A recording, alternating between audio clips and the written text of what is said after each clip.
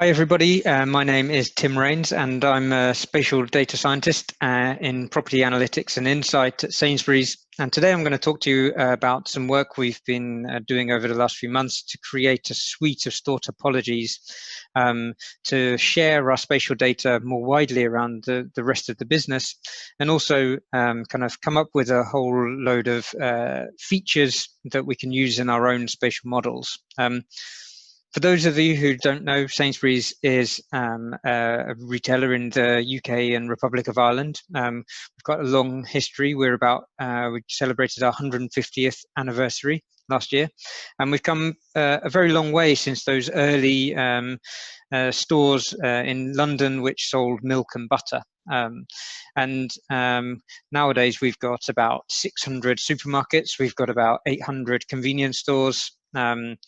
And we also operate the Argos brand, which is a catalogue and collect retailer, which has about 800 stores, and about 300 of those are within our own supermarkets. We also have got a financial services arm. We run the Nectar loyalty card data, which gives us some incredible data foundations for what we do and understanding our customers. And of course, with this scale, we face into all of the big challenges of retail in this day and age, and these are things such as how can we reach carbon net zero by 2040? How can we balance the mix of online and in-store consumption habits? How can we make the customer journey consistent and efficient? What store network and what distribution networks allow us to serve our customers the best, and how do we do all of this within this incredibly competitive grocery marketplace? So that's Sainsbury's. As I said at the start, I work in the Property Analytics and Insight team, and within this, we use lots and lots of spatial data to understand and model places and spatial interactions. These are kind of one of our kind of main teams that we help out is our location planning team. So of course we compile and curate a whole load of data on census variables, on geodemographics, on property and planning data, road networks, points of interest data, as well as using kind of our own sales and transaction and loyalty card data to understand changing sales and catchment areas. And all of this is really useful for all of the use cases really close to home. So how can we understand the impact of high street decline? Where should we expand into, and what are the restrictions that we might face? Are there better or worse concession partners that we could open up in our stores? But also, these data are really useful for use cases around the rest of the business. So how can we create more targeted and specific ranges in different types of stores?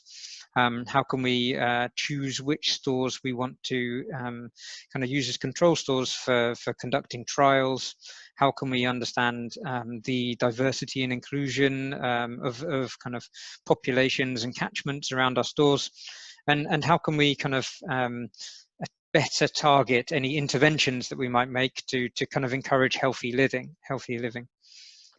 So a real kind of mix of use cases, and we kind of so far to date have been trying to do this with a self-service Excel file containing loads and loads and loads of thousands of data points that we kind of work with on a day-to-day basis. So census data, competitor data, workplace data, geodemographic data. And we call this the everything tool, and of course it very quickly becomes completely and utterly overwhelming, and so never actually all of the really useful and interesting bits of spatial data never really get used that much. So we wanted to come up with something that would kind of cut this down and make it much more relevant and useful. And so this is where we kind of came up with this framework of store topologies and store features. And so we're kind of interested in things such as where is the store, who lives in the catchment area, what else is there around, and how does the store trade? And of course, the basic idea is that all of these kind of really simple typologies can help us understand how places are different and in a really easy to use way, instead of having to piece together thousands and thousands of variables. They're made from a combination of analytical kind of approaches, as well as more observational and kind of subjective viewpoints, which are actually kind of really useful, because they can, such as microlocation type up in the top right-hand corner, it's really useful to it's really hard to describe this type of thing using data alone. And so within a bit more detail, so in our where section, we've got what region is the store in, is it near to a green space, how urban or rural is it, and also we're trying to use at the moment through the CDRC Masters Programme, the here drive time API data, here drive time data, to understand how congested the roads are around our stores, and whether that's kind of makes a store more or less attractive. We're also looking in our who lives in the catchment section. This is much more kind of about traditional geodemographics, so affluence and geodemographics, how deprived are the neighborhoods in the area, what's the population churn, and what's the kind of culture and ethnicity and heritage of the population that's around our stores. In our what else is there around section, we're kind of piggybacking off some of the really useful data sets that various university researchers have been creating in the UK, kind of either at the workplace zone, census workplace zone, or kind of neighborhood and small area, residential neighborhood and small area zone, such as the AHA index. As well as things such as the GP prescription data. And we're kind of using this to understand how healthy store catchments are from the perspective not only of the environment, but also in terms of the health of the population.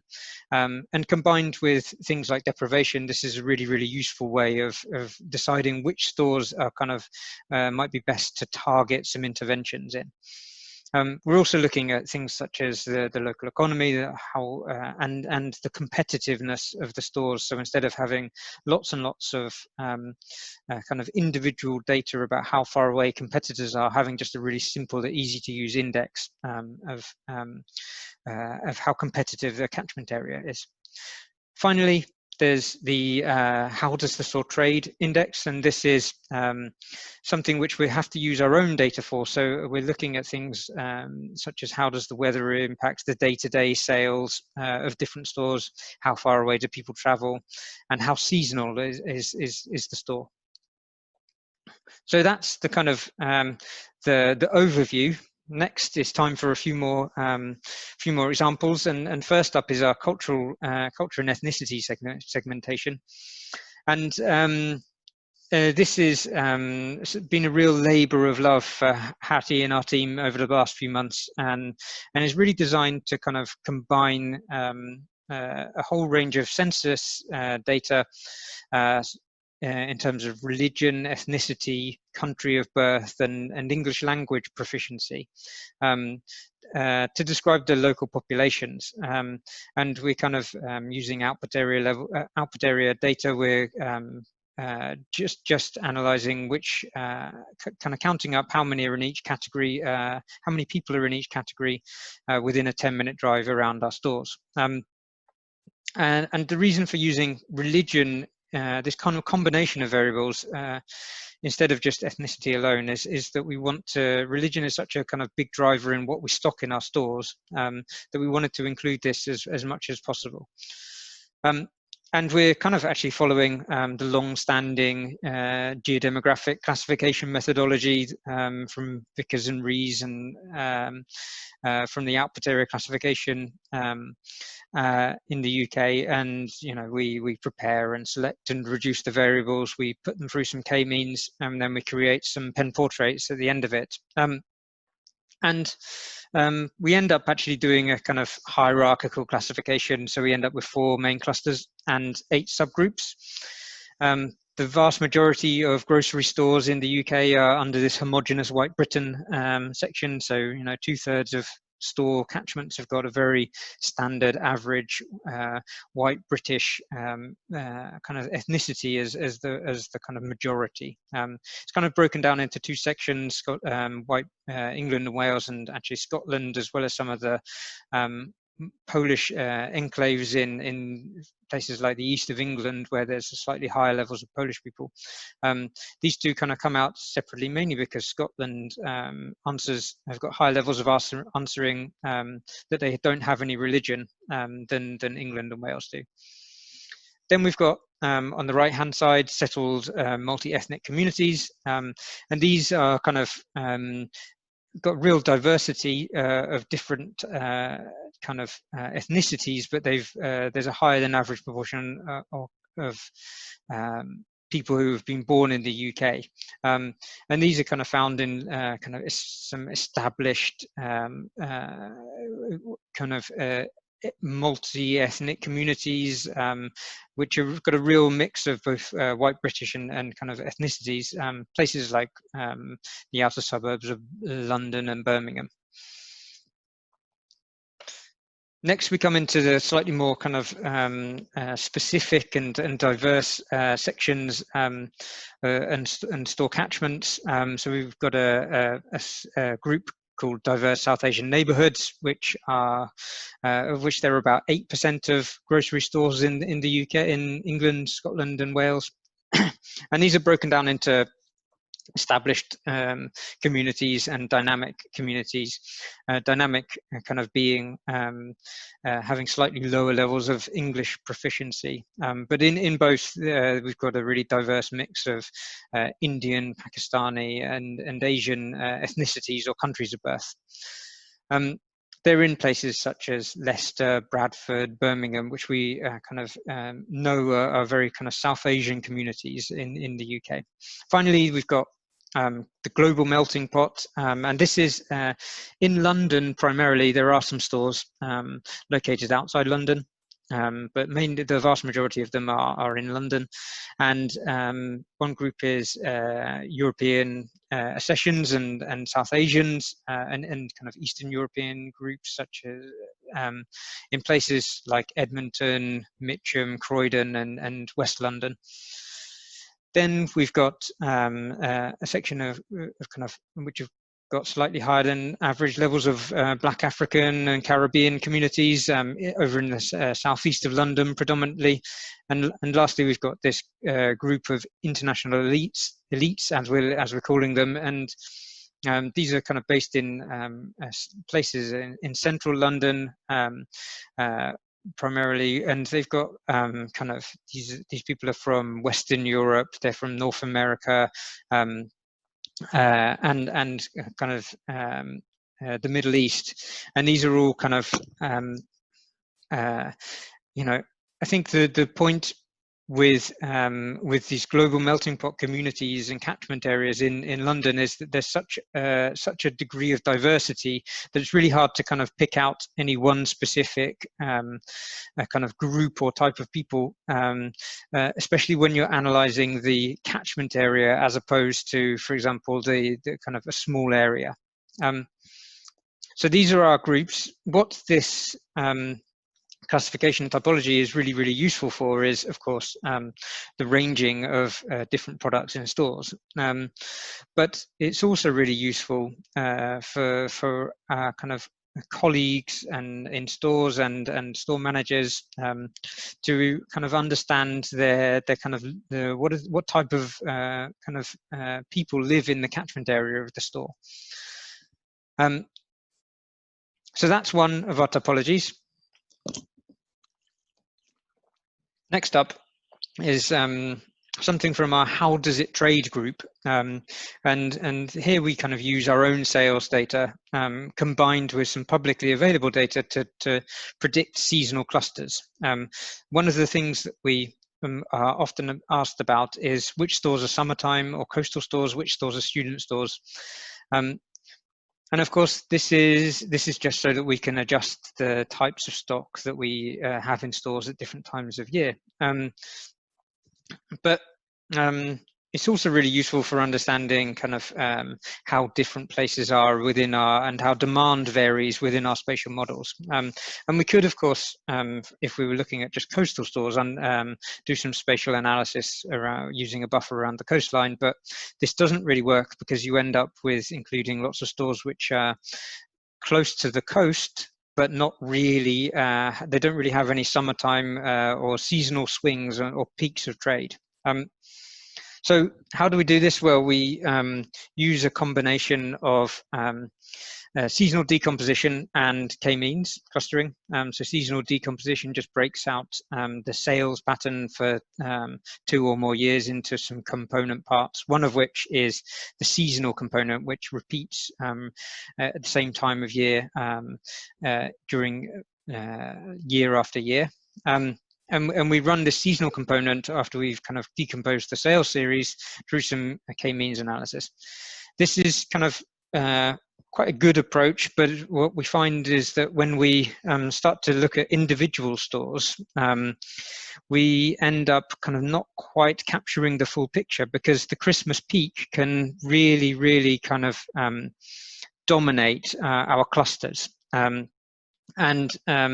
So what we ended up doing is combining it with some manually defined kind of seasonal stores created by our location planning team, who kind of use their bit more local knowledge, and it kind of it just calculates the swing between on-peak and off-peak weeks, excluding Christmas time. And this combination of different approaches gives us a much more rounded view of the types of stores, types of seasonality in our stores. So we end up with 5 main groups of stores: city centre stores with kind of a peak during a kind of reduced amount of trade over the Christmas period and over the summertime when people are on holiday; student stores with a peak around term time; summertime stores with a peak around summertime; and then unfluctuating stores, which are basically flat the whole way through the year; and Christmas peak stores with a massive peak at Christmas time. And you can see from the map, you know, the summertime stores are basically around the coastline, but there are also some near to national parks and other places of that people kind of holiday on in the UK. Now, of course, all of this is really, really useful for stores which have been open for more than 2 years, because we need 2 years worth of sales data to be able to classify these stores. But not all of our stores have been open for this long. And obviously, we haven't got any sales data for our competitors. So we need a model of some kind to predict the locations using some geographic features. And we kind of had a big long think about what types of data sources might be quite useful for predicting seasonality of varying different natures. And we use, for universities and workplace stores, we use things like the kind of classification of workplace zones and output area classification to understand where students live and what different types of workers work in different places. As well as the kind of ratio of university workers versus all workers, to kind of pick out those stores in kind of city centres which are really close to both a whole load of workers and a whole load of office workers and university workers. For our groups which are Christmas stores or unfluctuating stores, we just use store size, or store size is one of the best kind of predictors, because it's either big stores or large stores that go in that decide the category. And then finally, for summertime stores, we use a whole range of kind of point of interest data, such as beaches, whether the store is near to a castle, whether it's near to a national park, how many hotels, hostels, caravan parks are within a certain distance of the store. And we also use, instead of kind of using the coastline in its entirety, we use some bathing water quality measurement sites to just kind of say these are the types of places where people would rather swim and therefore we should measure the bathing water quality rather than kind of just including everywhere near to the coastline, such as Plymouth Harbour or Poole Harbour or something like that.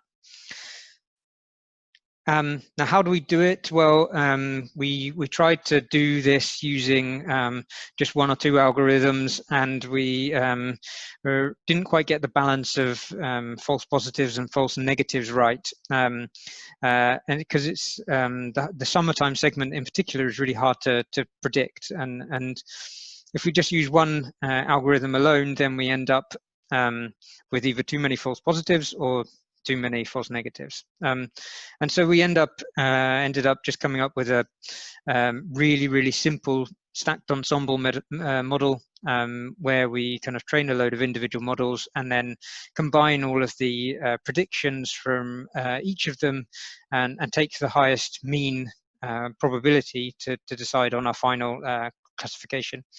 And this gives us kind of a good balance between all of the different models and outcomes, albeit it's probably a bit of overkill for what we really need. How does this combined model kind of look? Well, here's our confusion matrix. We can see that we're doing really well in unfluctuating and Christmas stores. We're doing relatively okay in city centre stores. And we're doing slightly less well in our summertime and student influence stores, but we're still doing okay. Here's the final kind of map of where we're predicting all these city centre stores, student stores, and summertime stores. And you can see that city centre stores are, of course, focused on city centres. Student stores in some of the more studenty parts of the UK, studenty towns and cities. And then the coastline or the summertime stores are all around the coastline, as well as some of the other kind of more internal holiday destinations, such as the Cotswolds and the Peak District and Lake District and Scottish Highlands. So we're kind of, based on this map, we're quite happy that it's not producing too many false positives, albeit because we've only got stores in, I mean, although we're a retailer with stores all the way across the UK, we haven't got stores in every type of location. But this is really useful for kind of understanding different trading patterns. So, and if we kind of work out the proportion of retailer shops in, for example, Co-op have got 9% of stores in summertime locations versus our convenience estate, which has just got 4% of stores in summertime locations. This is all really not that useful. Knowing our competitor estates is not that useful for for many things around the rest of the business. But what is really useful is for kind of refining some of our spatial models with varying demand at different times of year. So that's kind of it. There's a couple of examples. I suppose in summary, what we're doing really is going from sending out hundreds of fields in a spreadsheet that no one really uses to a much more condensed and easy to use set of understandable topologies. Of course, as we go, we're working with these to productionize and automate them so that whenever a new store opens, they're scored with their own topologies. And we're going to start to kind of use this not only for around the business, but for start incorporating them into some of our spatial models. So that's, I suppose, about it. There's a summary. The next thing is, are there any questions? Thanks for listening. Thank you so much, Tim, for the presentation. I personally found it fascinating as someone who, during COVID, actually has enjoyed the supermarket shop online. It's been the entertainment to break up the monotony. So it's been fascinating. I think we've got 5 minutes for questions, and we have a lot of questions. So I'm going to kick off with the first one, which is from Andreas Lloyd, who is asking, when you're making expansion decisions, do you predict revenue directly? And how, get your perspective? I think we've got 5 minutes for questions, and we have a lot of... Yes, so thanks, Flo. Yeah, we do predict revenue directly. We kind of tend to either use the analog model approach, where because we've got lots and lots of existing stores for mainly our convenience estate. For our supermarket estate, we kind of use a combination of the spatial interaction model and the overlaid with the analog model approach. You know, in such a complex marketplace, it inevitably gets more and more difficult to model anything out. And the Alex Chandy, following on from that question, asked, once this topology is created, referring to an earlier part of your presentation, is it used to monitor daily or even a lower time level or a more granular time level point of sale analytics and associate other data that has a predictive capability for store traffic forecasting? So not really. No, it's I suppose we're probably in the more kind of describe what of our analytics and the you know day by day or any more live store kind of performance measures we don't really get involved in. So yeah, we don't quite use it to that extent. It's more about just trying to describe how different places kind of trade according to these kind of characteristics. Okay, so that's not a use case now, but the Edurne Iriondo on the chat has asked the question, what type of use cases do you use these different features for? So it's a great question. I mean, I suppose the possibilities are almost endless in some respects, and we, you know, we've got a few use cases which we've been kind of starting to plug these into more recently. So trying to understand the kind of balance of different types of clothing within our stores and how that might vary. We use the very similar set of typologies to understand kind of mission and how kind of mission varies in different types of stores. So, you know, in city centres, how many people buy sandwiches versus kind of top-up shops and that sort of thing. But I mean, hopefully what we, you know, I suppose most closely to home, what we want to come out of this is a whole load of features that we can plug into kind of attractiveness functions in spatial interaction models and try and kind of improve the accuracy that we get on that side of things. Absolutely fascinating. The possibilities are endless. There's another question here from Gordon Linton, and he's asked, is there a reason why Northern Ireland is excluded in some of the examples? Is that because of data licensing challenges or?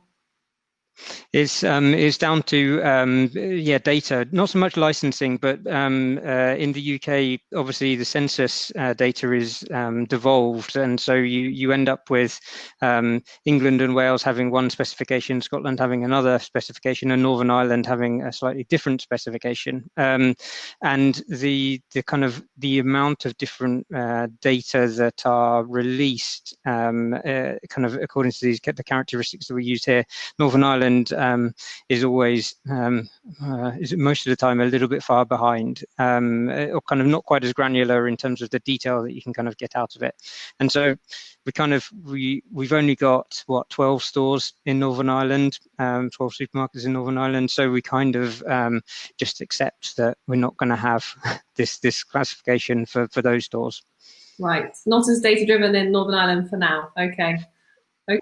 One day soon. Interesting. Okay, fantastic. And then we have another question here from Ella Lewicka, which is, would you also consider looking at transport links available within catchment areas as an accessibility and connectivity indicator? Oh yeah, that's a great idea. I like that. Yes, definitely. Oh yeah, I should add that onto the framework of topologies. Yes, yeah, definitely. There you go. Not just thank you. Ideas on this chat as well. Well, I think it was an amazing presentation, Tim. Thank you so much for preparing it and for joining us for the Q&A. As there are a lot more questions on the chat, it'd be awesome if you could have some of those conversations on there. Just to stay on time, because somehow today it's a miracle. Maybe it's this new online events format. We've managed to stay on time. So on that note, thanks, Tim, for joining us, and I'll speak to you soon. Thanks, Flo. Thanks, everyone. Speak to you soon.